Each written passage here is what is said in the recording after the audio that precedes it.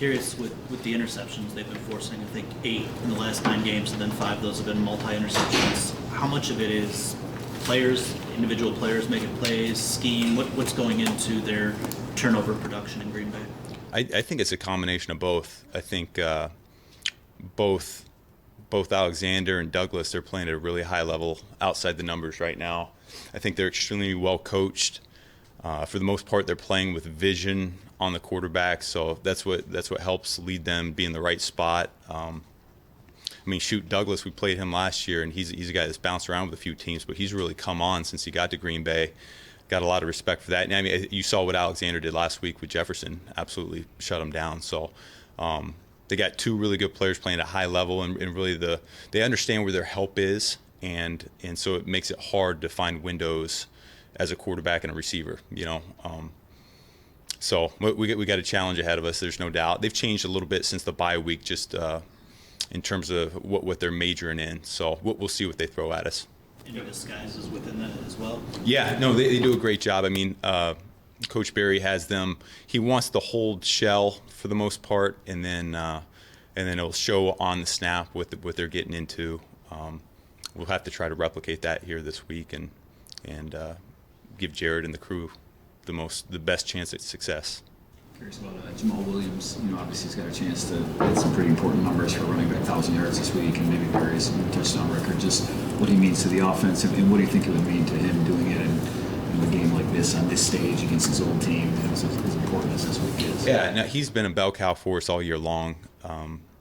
Really, it's been the steady 3, 4, 5 yard gains for the most part, and then he does have the ability to break some tackles as well, and I think he's had a couple 50-yarders as well this year. So we think extremely highly of him. He's been consistent for us as a runner, and I was just really happy to see that run game pick up again last week. It was a lot easier as a play caller to call that game, but for him, there's no doubt. I'm sure 1,000 means a lot. It's certainly the most he's had in his career, and then against his former team, I'm sure that would mean something to him. But you know, I think it's really kudos to our O-line, our receivers, our tight ends. They're doing a nice job opening up running lanes for him, and he's taking advantage of it. And in that same light, when DeAndre is himself or feeling like himself, I know he's battled through some injuries this year, but when he's himself like we saw last week, just how different is this offense? How more explosive are you guys? How much more versatile are you when he's healthy and humming like we saw last week?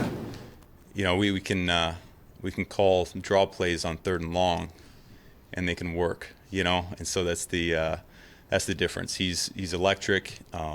Certainly felt that last game. It felt back to where he was when he started the season. So it'd be great to get that version of Swift again this week, and it makes it, like I said, a lot easier for us calling plays and staying on schedule. So you mix it up a little bit with Jamison, you know, getting him some rushing a little bit. Just talk about the decision to use him in different ways, and is that something that, you know, you guys could potentially use him in other ways outside of just receiving? Yeah, I mean, it's each week we're trying to push the envelope a little bit, and maybe learn a couple different routes that he hasn't been taught yet, or put him in a little different spot. So yeah, each week we're trying to do that, and it's just how fast can we get him along, feeling comfortable with it. And it's been I hoped it would click just a little bit faster than it has. You know, I think we all have, but that's, you know, it takes time sometimes, and we're not losing faith. We're going to keep pressing it, and it'll end up clicking. At some point, he'll have a big game, and we'll be like, okay, that's why we took him where we took him, and that's why he can help us so much. Speaking of Jamison, we saw on the reverse there, Jared get out into space. Did you get a miles per hour reading on Jared while he was going downfield? Did Jared actually block somebody? He did not. He said he was hoping that J-Mo would have cut inside and he would have been able to help him out a little bit. Yeah, it's a lot of hot air. Jared was not going to touch anybody, but no, he was hauling. He was there as part of the celebration. I thought more impressive was Panay out in front of it, right? Like he was getting a big block for us. And shoot, I know J-Mo wishes we would have ended up in the end zone. We're really close to having that sucker pop. I kid, obviously, but you saw it too on Jamal's long run. Jared run on the sideline, kind of along there too. He said he wanted to celebrate if he got the berries. Just how much has that been important too? Just Jared looks like he's having fun playing too. When your leader, your most important player is that guy who wants to be down there celebrating with the guys and is having fun like that. Just how important is that offensively? Yeah, I think we can't. This week in particular kind of shines a light on it, right? With what happened on Monday night, but it's a game, and these guys are out there and they're risking their health. But at the end of the day, we're out there having fun, both as coaches and players. So to see Jared go out there and kind of lead the way, I think it's important that all of our guys feel that. I've been part of teams where it's felt like work, and those have been on some teams that weren't very good. But as we're hitting a stride here, the more it feels like fun from the top down with Coach Campbell. I mean, he always makes meetings fun, but he knows when to make it business-like as well. So it's a fine line, but when you're scoring points, you're moving the ball the way we were, then certainly it makes smiling on the sideline a lot better. How are his hands? Do you have any questions about him? He's had a couple passes that have hit him, maybe haven't been perfect, but he hasn't caught them. Is that just him playing too fast right now? What do you? Yeah, I think the first one we threw to him was a little bit behind. Jared, I think, wishes he'd gotten it just a little bit further out in front. But no, for us, we still label it as a drop because anytime it touches one of our pass catcher's hands, we have high standards in that. So I know J-Mo wishes he would have caught it, and then Jared, needs to put that ball out in front. So it's a two-way street there. But no, we really don't have concerns with drops or anything. I think early on in the season, we probably had more drops as an offense, and then I think we've cleaned that up. We still have the occasional one or two, but as an offense, we've done a much better job. And then with Goff, he's obviously had a really good year. Do you think he's, big picture, I guess, do you think he's answered everybody's questions about him? Maybe not internally, but there's a lot of talk about what he was going to be, what he is for this team now and in the future. And the way that he's played this year, how do you think he's answered those questions, I guess?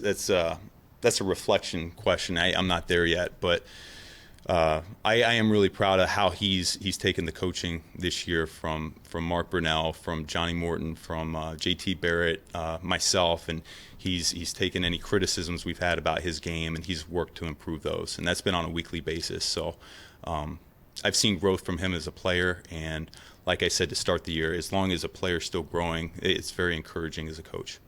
Dan was asked earlier in the week about emptying the bag in a finale. Just curious, how much extra time do you spend looking through your vast playbook and maybe looking for opportunities to use things that you've wanted to utilize this season that maybe you haven't had the opportunity to, and the window is closing here with only this game or maybe a playoff game after this? Are you trying to get me to call a quarterback sneak? Yeah. I called one for you last week. There you go. There we go. 47 Rodgers. No, I mean, every week we look at opportunities that we could have to attack the defense. So this week's no different than any other week. But no, we feel like we might have some shots here or there, and we'll see if we can dial them up at the right time. Reverse pass. I know. Do have to ask this just in case we don't get you next week, but how will you approach any head coach opportunities that you have this offseason? We're looking to beat the Packers. Yeah. Will you accept them at least? Will you entertain them? Not talking about that. Yeah, thanks. All right. Thanks, guys.